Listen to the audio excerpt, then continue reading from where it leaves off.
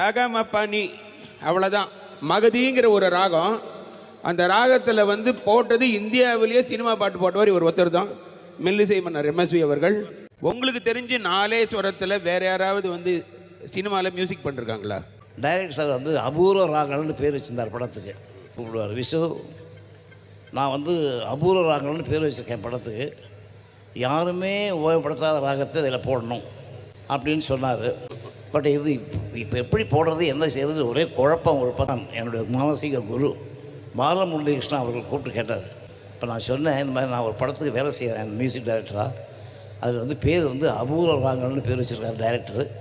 இது வரைக்கும் எந்த படத்துலையும் வராத ஒரு ராகத்தை நீங்கள் கண்டுபிடிச்சி இந்த படத்துக்கு பாட்டு எழுதி வாங்கணும், அந்த ராகத்தை யூஸ் பண்ணணும்னு சொன்னார் அப்படின்னு. அதான் யோசனை பண்ணுறேன், ஒன்றும் புரியலன்னு. அப்போ அவர் சொன்னது கரெக்டு தான். அந்த மாதிரி ஒரு ராகத்தில் உங்களால் ஒருத்தரால் தான் போட முடியும் பாட்டு. அதனால் 4 சுரம், 4 சுரம்னா 3 சுரம், மூணே நோட்ஸு 4 சுரங்களில் ஒரு ராகம் சிருஷ்டி பண்ணுங்க. அது வந்து மகத்தின்னு பேர் அதுக்கு அப்படின்னு சொல்லி அந்த ராகத்தை எனக்கு சொல்லிக் கொடுத்ததே என்னுடைய சங்கீத குரு பாலமுரளிகிருஷ்ணன் தான். அவருக்கு தான் அந்த பெருமை போய் சேர வேண்டும். அந்த பாட்டு வந்து அதிசய ராகம் அபூர்வ ராகங்கிற பாட்டு.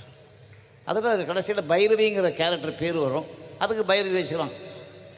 அதிசய ராகம்னு வரும்போது அபூர்வ ராகமாக இருக்கணுமே, அந்த ராகமே பாரதிதாசன் சார் தான்.